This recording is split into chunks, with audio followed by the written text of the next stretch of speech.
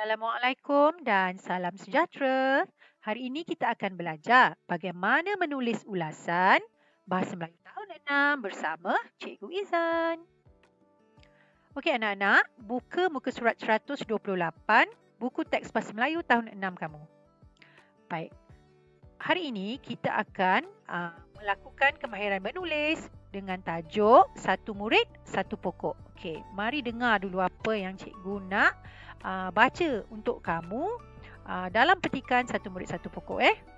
Baik, pada hari Minggu yang lalu, murid tahun 6 Sekolah Jenis Kebangsaan Cina Baling mengadakan program Satu Murid Satu Pokok. Program itu diadakan bersempena dengan Minggu Alam Sekitar. Semua warga sekolah jenis kebangsaan Cina Baling terlibat bagi menjayakan program yang julung kali diadakan. Aktiviti ini diadakan untuk menghijaukan kawasan sekolah. Selain itu, udara di kawasan sekolah akan menjadi nyaman. Kawasan sekolah juga menjadi lebih cantik dan indah dengan kehijauan pokok-pokok yang ditanam. Pada hari itu, semua murid tahun 6 membawa pokok yang dibeli atau disemai sendiri. Setelah sampai di sekolah, mereka berkumpul di Dewan Utama. Cikgu Jun Hong memberikan taklimat kepada mereka agar program itu berjalan dengan lancar.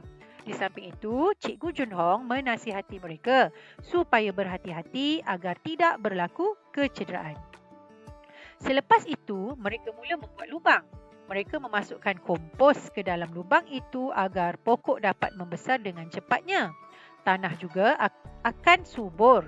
Tanah itu juga akan subur kerana kompos bebas daripada bahan kimia. Mereka menanam pokok di kawasan yang dihaskan mengikut kelas masing-masing. Untuk memilih pokok bukanlah mudah. Oleh itu, mereka mendapatkan nasihat daripada guru-guru dan ibu bapa.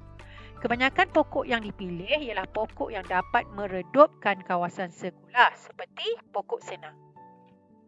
Untuk memastikan pokok itu sentiasa subur, mereka menggunakan penghalau organik. Penghalau ini mampu menghalang serangga seperti semut dan belalang yang suka merosakkan anak-anak pokok yang baru ditanam. Setelah mereka bekerja sehari suntuk, semua pokok itu berjaya ditanam. Selepas beberapa bulan, kawasan sekolah itu menjadi lebih cantik dan udara persekitaran juga nyaman. Okey, tengok apa kawan yang sedang duduk tu cakap. Dia kata, kawan-kawan, ulaskan kebaikan program Satu Murid Satu Pokok. Okey, jadi itulah aktiviti yang akan kita lakukan pada hari ini. Kita nak menulis ulasan. Okey, ini dia punya soalan lah ya. Soalan dia berbunyi, tulis ulasan tentang kebaikan program Satu Murid Satu Pokok. Okey, mari kita pergi ke jadual ulasan. Sebelum ni kamu dah biasa buat jadual ulasan ya. Jadi kita nak imbas kembali bagaimana kita nak mengisi jadual ulasan. Okey, cikgu dah pilih beberapa keratan idea tersurat yang terdapat dalam petikan tadi. Cikgu pilihkan untuk kamu dan cikgu akan bantu kamu untuk kali ini kerana sudah lama kita tak menulis ulasan kan. Okey, jadi idea tersurat pertama yang cikgu pilih ialah semua murid membawa pokok yang dibeli atau disemai sendiri. Kata hubungnya, kita pergi kepada idea tersurat yang kedua dulu. Dapat menghijaukan kawasan sekolah. Yang ketiga pula ialah udara di kawasan sekolah akan menjadi nyaman. Dan yang keempat, kawasan sekolah akan menjadi lebih cantik dan indah. Kita tahu di dalam petikan tadi ada banyak sangat ayat. Jadi kita bebas untuk memilih mana-mana juga idea tersurat yang dirasakan sesuai. Jadi yang ini cikgu telah pilihkan untuk kamu. Okey, kita tengok yang pertama. Kata hubung yang cikgu pilih ialah dan. Okey, jadi idea tersirat yang paling sesuai ialah dapat membantu pihak sekolah mengurangkan kos pembelian anak pokok. Okey, kenapa kita tulis kata hubung di sini? Supaya kamu dapat menjana idea dengan mudah ya untuk mendapatkan idea tersirat yang sesuai. Okey, tengok yang kedua. Yang kedua, supaya. Nanti dia akan berbunyi dapat menghijaukan kawasan sekolah supaya. Okey, idea tersirat yang cikgu jumpa ialah supaya murid dapat menghirup udara yang segar. Kita tengok yang ketiga pula. Udara di kawasan sekolah akan menjadi nyaman agar murid dapat belajar dengan lebih selesa. Dan yang keempat, cikgu hitamkan di sini. Kenapa? Sebab kita hanya memerlukan 4 sahaja idea tersurat dan 3 idea tersirat. Okey, ni cikgu dah bantu kamu. Okey, mari kita pergi tengok acuan jawapan. Okey, ini ialah acuan jawapan. Acuan jawapan ni kamu dah biasa buat semasa di sekolah. Jadi kita buat imbasan. Kita imbas kembali langkah-langkah untuk mengisi acuan jawapan. Jadi kita tengok. Yang pertama, kita kena ingat balik arahan tadi. Arahan tadi ialah tulis ulasan tentang kebaikan program Satu Murid Satu Pokok. Okey, kita nak melengkapkan yang pertama ini.